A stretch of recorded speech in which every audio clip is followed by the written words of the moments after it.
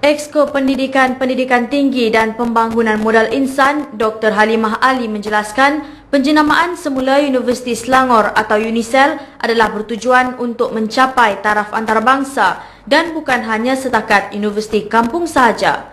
Menurut Halimah, ia bukan sekadar pertukaran nama tetapi untuk memastikan visi dan misinya yang jauh lebih baik berbanding UNISEL ketika dikuasai pimpinan Kerajaan UMNO Barisan Nasional. Beliau berkata Universiti Selangor menjadi pemangkin kemajuan intelek, ekonomi dan sosial yang bersifat madani bukan terhad pada pembangunan industri semata-mata.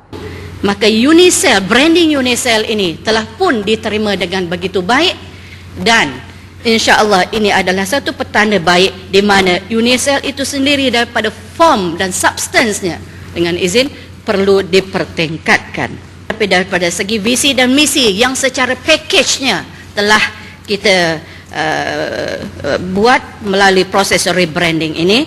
Jadi melalui visi, pertukaran visi itu untuk menjadi universiti terulung yang mendidik para profesional dan ilmuwan yang mempunyai moral dan etika terpuji.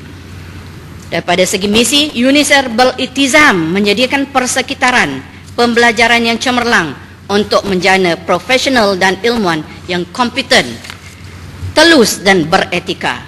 Beliau menjawab soalan bertulis dari Ahli Dewan Undangan Negeri Ceram Amiruddin Setro pada sidang Dewan Negeri Selangor hari ini. Kenyataan Halimah tersebut mendatangkan perdebatan kecil mengenai hala tuju universiti milik kerajaan negeri itu. Halimah mempertahankan bahawa penjenamaan semula adalah usaha kerajaan Selangor dalam memastikan imej, reputasi dan peranan UNISEL yang baru difahami. Menurut beliau lagi, UNISEL sudah diberi lesen untuk mengadakan kursus lebih serius seperti kejururawatan dan perubatan. Apabila ditukar ataupun digugurkan istilah industri daripada UNISEL, tidak bermakna UNISEL sudah tidak memberi tumpuan kepada kursus-kursus yang berpaksikan industri. Kerana dengan izin, it's taken for granted. Memang pun UNISEL telah pun membuatkan hubungan yang rapat dengan industri-industri yang sudah ada, sudah banyak di Selangor ini. Bahkan pelajar-pelajar engineering kita pun membuat kursus penghujung semester mereka di dalam industri-industri yang sudah berada di Selangor.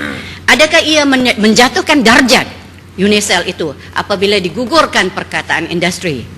Tidak semestinya. Harvard tidak semestinya ada industri dan sebagainya. Harvard itu sendiri sudah menggerunkan semua orang di dunia. Begitu juga yang disebutkan oleh tuan speaker tadi tentang Oxford. Maknanya perkataan itu sendiri tidak semestinya mengongkongkan UNISEL itu kepada hanya berpaksi kepada industri. UNISEL telah pun mendapatkan lesen atau permit untuk menjalani kursus kejururawatan dan juga di dalam visi UNISEL mahu akan menawarkan kursus perubatan.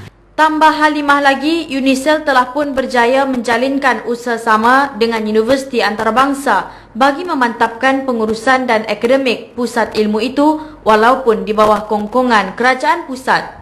Mahu dengan izin think out of the box, mahu telah pun menjalinkan jaringan network kepada universiti-universiti terkemuka di luar negara seperti Manchester yang baru ditandatangani MOU bersama UNISEL dengan Universiti Manchester pada 14 hari bulan Mac yang lepas, dan begitu juga dengan Hyderabad. Kita baru bersama-sama dengan Universiti Hyderabad sendiri dan pelbagai lagi universiti di bawah OIC, ke negara-negara OIC.